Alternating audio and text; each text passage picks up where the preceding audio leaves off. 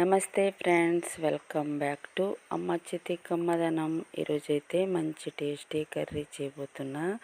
కొబ్బరి మామిడికాయ రొయ్యి పొట్టు కర్రీ సూపర్ టేస్ట్ ఉంటుంది. అలాగే ఫస్ట్ టైం నా వీడియో చూస్తున్నట్లయితే ప్లీజ్ సపోర్ట్ చేయండి. అమ్మ చేతి కమ్మదనం ఛానల్కి సబ్స్క్రైబ్ చేసుకోండి.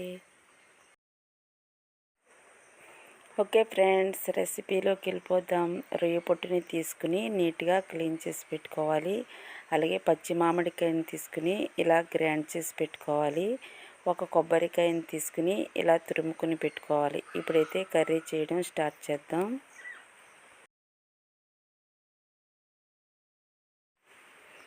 స్టవ్ ఆన్ చేసుకుని కడాయి పెట్టుకుని 2 స్పూన్లు ఆయిల్ వేసుకోవాలి. ఆయిల్ వేయడం తర్వాత 2 పచ్చిమిర్చి కట్ చేసి వేసుకోవాలి. కొద్దిగా ఆనియన్స్ ముక్కలుగా కట్ చేసి వేసుకోవాలి. ఇవన్నీ ఫ్రై చేసుకోవాలి. ఇవన్నీ ఫ్రై అయిన తర్వాత క్లీన్ చేసి పెట్టుకున్న రొయ్య పొట్టుని వేసుకుని ఫ్రై చేసుకోవాలి.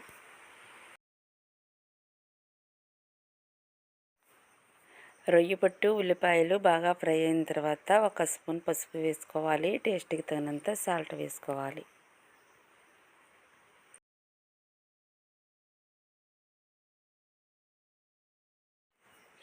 రొయ్య పొట్టు ఉల్లిపాయలు అయితే మంచిగా ఫ్రై అవ్వాయి. ఇప్పుడు తురుముకున్న కొబ్బరిని వేసుకుని ఫ్రై చేసుకోవాలి.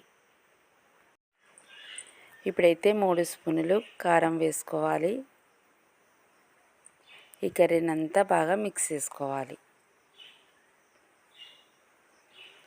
రొయ్య పొట్టు కొబ్బరి మామిడికాయ కర్రీ సూపర్ టేస్ట్ ఉంటుంది. ఇలా ఎప్పుడూ ట్రై చేయకపోతే ట్రై చేసి చూడండి.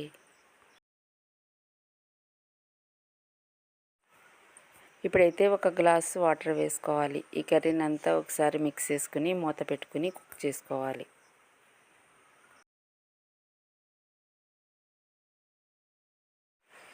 కొబ్బరి రొయ్య పొట్టు మంచిగా కుక్ అయిన తర్వాత తురిమిన మామిడికాయని వేసుకోవాలి. టెంక కూడా వేసేసుకోవాలి. టెంక కర్రీలో చాలా బాగుంటుంది.